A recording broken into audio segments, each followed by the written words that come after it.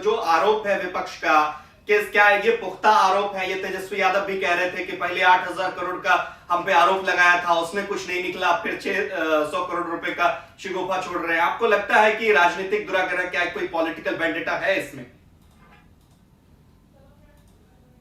इसको बहुत अच्छी तरह समझना होगा। मैं थोड़ा सा समय चाहूंगा। इंटरनेशनल जो एक सिनेरियो है उससे जुड़ा हुआ मैटर भी।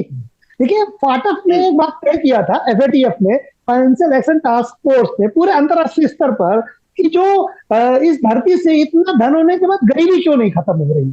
तो उन्होंने एक निष्कर्ष निकाला कि गरीबी इसलिए नहीं खत्म हो रही कि जो भी डिसाइसिव जगह पर है दुनिया के विकासशील देशों पर, वो लोग करप्शन जोर से ज्यादा करते हैं। तो फाटक ने क्या किया, अंतरराष्ट्रीय स्तर पर उन देशों के साथ अपनी शर्तें मनवाना शुरू किया। और ये बात 2005 के बाद शुरू हुई। और आप देखो कि इसीलिए जो आज कांग्रेस क्रेडिट लेती है ईडी का कि हमने बनाया और ये सारी चीजें की, वो एक्चुअली फाटक की शर्तों के अनुसार है। तो इस समय जो आर्थिक अपराध है और आतंकवादी अपराध है और इन्वायरमेंट है, ये तीन चीजें ऐसी हैं जिसमें कोई देश अब सॉवरेन नहीं रहा, संप्रभु नहीं रहा। तो 2004 के बाद, 5 के बाद से फाटक ने एक्शन शुरू किया, और सारे देशों को फाटक के बनाए गए नियमों को मानना पड़ेगा, नहीं तो आप ब्लैक लिस्ट में चले जाएंगे। तो उसके बाद कांग्रेस उसको टालती रही, थोड़ा थोड़ा करती रही, लेकिन एक समय के बाद उसको मानना पड़ा फाटक की शर्तों को। तो भारत में जितने भी फाइनेंशियल करप्शन को पकड़ा जा रहा है, इसमें फाटक का बड़ा योगदान है। नहीं, लेकिन जो आंकड़े हैं, देखिए आंकड़ों पर जो बात कर रहे हैं सर, उसमें 2014 के पहले के भी आंकड़े हैं। देखिए जो निकल यूपीए सरकार में 10 साल में 2004 से 14 का जिक्र कर रहे हैं, और ये रिपोर्ट है कि 72 नेताओं को सीबीआई ने रडार पर लिया। इसमें से 60% विपक्ष के थे, यानी 43 विपक्ष के थे 118 में, लेकिन उसमें सत्ता पक्ष के भी लोग थे।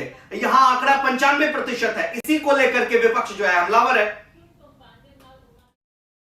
आशीष, देखिए हम आपको फिर बताते हैं, ये सीबीआई का नहीं, ये जो ईडी का है वो फाटक से रिलेटेड है। और जो आर्थिक अपराध है उसे पूरी दुनिया अब सॉवरेन नहीं रह गई, भारत भी जुड़ा हुआ है, नहीं तो आपको ब्लैक लिस्ट होना पड़ेगा। इवन देन आप मानिए कि फाटक में जुडिशरी भी आ रही है। अब आपको आने वाले समय में यह सुनाई देगा कि न्यायाधीशों का छापा होने लगेगा और लगेगा कि ये मोदी सरकार करवा रही है। नहीं, आप मानिए ये चीजें बहुत अंतरराष्ट्रीय स्तर पर चीजें मैनेज्ड है। हाँ, इस समय की जो वर्तमान सरकार है वो उसको उस प्रक्रिया को धीमी नहीं करे, क्योंकि आप देखिए G20 के यहाँ सम्मेलन हो रहा है और आप फाटक अगर कोई नई निगेटिव रिपोर्ट देती है तो भारत की छवि बहुत खराब हो जाएगी। तो इसलिए अब, और अभी 7 मार्च में एक नए सिस्टम लागू हुआ है जिसके तहत कार्रवाइयां और तेज होंगी, क्योंकि सितंबर में अभी फाटक के जो मेंबर्स आएंगे वो देखेंगे भारत में इकोनॉमिक कार्रवाइयां कैसी चल रही है। तो आप दुनिया का कोई देश आर्थिक अपराध करके और बहुत लंबे समय तक बच नहीं सकता। तो इसमें वर्तमान सरकार भी चाहती है कि पकड़े जाए लोग और वो फाटक से बाध्य है। अब रहेगी बात कि केवल विपक्ष के लोग ही क्यों आ रहे हैं, ये आप मान के चलिए कि बहुत लंबे समय तक ये नहीं होने वाला है।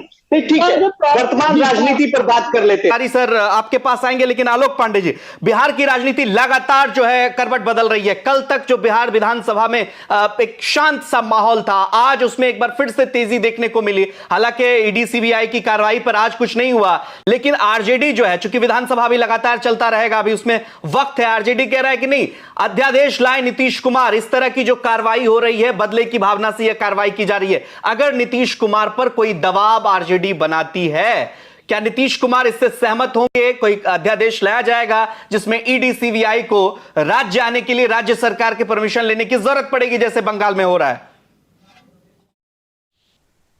आशीष, ये बात समझ ले हमारे दर्शक की, ईडी के लिए कोई अध्यादेश बिहार सरकार नहीं ला सकती, रोक ही नहीं सकती है। ईडी राज्य सरकारों की सीमा से बाहर है, ऐसा कांग्रेस सरकार बना चुकी है, केवल सीबीआई के लिए है। ईडी से इसीलिए नेताओं को नींद नहीं आती है कि सीबीआई आ जाए चलेगा, ईडी ना है, ये नया पकड़ रहा है, इससे नहीं बच सकते। दूसरी बात आपको बता दें, इस समय अगर अच्छे दिन किसी के आए हैं, अगर अच्छे दिन किसी के आए तो नीतीश कुमार भी क्या है, बोले यार शिखंडी जी से बयानों से फुर्सत मिली, अब तेजस्वी पहले अपने आप को समेटे।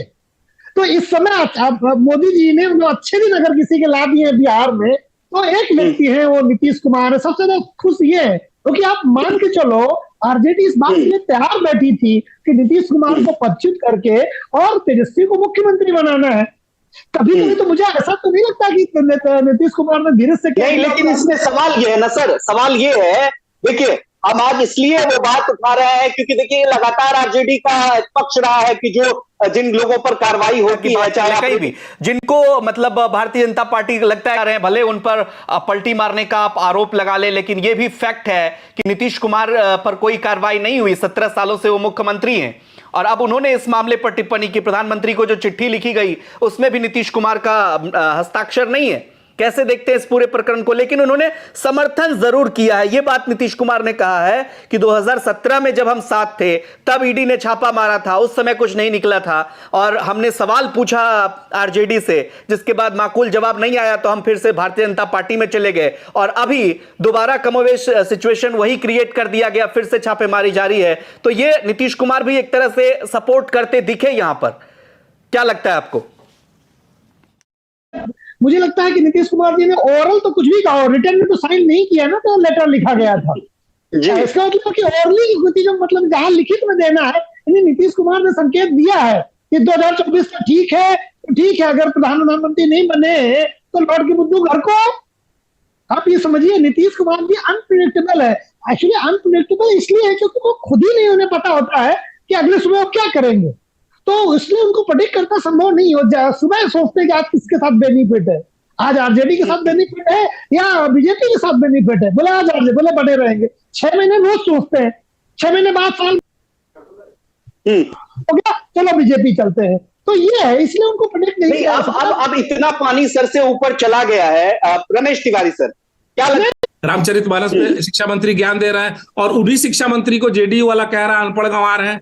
आज ही विधान परिषद में शिक्षा मंत्री जो शिक्षा वर्ड आप समझ लीजिए कितनी गुड़ बात है, उसी शिक्षा मंत्री को एक जेडीयू का मेंबर उठ के कह रहा है यही खुद ही ढोल गंवार है। तो शिक्षा मंत्री जब गंवार है तो फिर अलायंस में हम क्या बात करें? देखिए सत्ता जो है, सत्ता में बने रहने की कला अलग है, उसमें आप कॉम्प्रोमाइज करते हैं, लेकिन विकास का क्या? आप तो बहुत आए थे ना कि लालू राबड़ी ने बर्बाद कर दिया राज्य को। आप आए थे 17 साल से सुधारने, तो आपने 17 साल में क्या? अब ये तर्क है कि अब डेमोक्रेसी पर खतरा है इसलिए साथ आ गए। डेमोक्रेसी पर खतरा हो गई। पहले सेकुलरिज्म 17 साल मौज काट लिया आपने, उसके बाद अचानक अब डेमोक्रेसी पे खतरा हो गया उस व्यक्ति के साथ जो डिक्टेटर है। तो ये तो हास्यास्पद है ना, ये तो बिल्कुल मतलब मूर्ख बनाने, मतलब पब्लिक, ये जो नैरेटिव है ये बच्चों वाला नैरेटिव है और ये पब्लिक के साथ आने का फायदा आप देख रहे हैं। आप इस तरह से सहमत? देखिए दोनों पार्टियों का अपना जो है वोट बैंक है, अपना आधार है। तेजस्वी यादव नए उभरते हुए चेहरे हैं और नीतीश कुमार कहीं ना कहीं सियासी तौर पर उनकी मजबूरी भी है, क्योंकि अकेले दम पर बिहार में कोई पार्टी जो है सरकार नहीं बना सकती। भारतीय जनता पार्टी ने भी इस चीज को देख लिया 2015 में प्रयोग करके, भले वो अभी एकला चलो की नीति पर है, लेकिन दोनों दल समझते हैं एक दूसरे की जरूरत को और इसका बैटल क्या वो जीत पाएंगे? आपको ऐसा लगता है?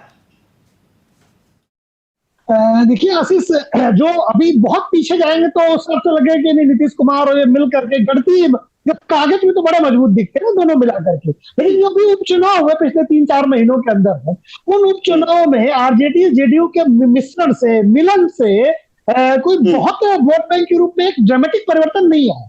ये एक कमी है, लेकिन फिर भी ये कहना कि नीतीश कुमार और जेडीयू आरजेडी मिलकर लड़ेंगे तो जीत नहीं पाएंगे, बहुत जल्दबाजी होगी कहना। जीत भी सकते हैं, लेकिन बीजेपी को पूरी तरह से नष्ट कर देंगे और बीजेपी उड़ जाएगी आरजेडी जेडीयू की आंधी में, ये तो नहीं दिखता। अभी हाल ही के जो 3 उपचुनाव हुए उसमें एक बीजेपी जीती, एक और मतलब बीजेपी और एक में जेडीयू जीती, और मतलब कोई बहुत बड़ा परिवर्तन हमें दिखाई नहीं देता है। तो इसलिए ये कहना बड़ा मुश्किल है। नीतीश कुमार जी दिन प्रतिदिन कमजोर हो रहे हैं। मुझे तो ये लगता है कि तेजस्वी यादव अगर इनको जितना कमजोर कर देंगे, इनका वोट बैंक हमारे पास आ जाएगा। जेडीयू तो 25 के बाद हम कहाँ देखते हैं बिहार की राजनीति में कि वो सर्वाइव कर पाएंगे। आरजेडी का ये बड़ा सवाल है, ये बड़ा सवाल है, चूंकि देखिए इन सवाल को मर्जर से भी जोड़कर देखा जा रहा है। जेडीयू और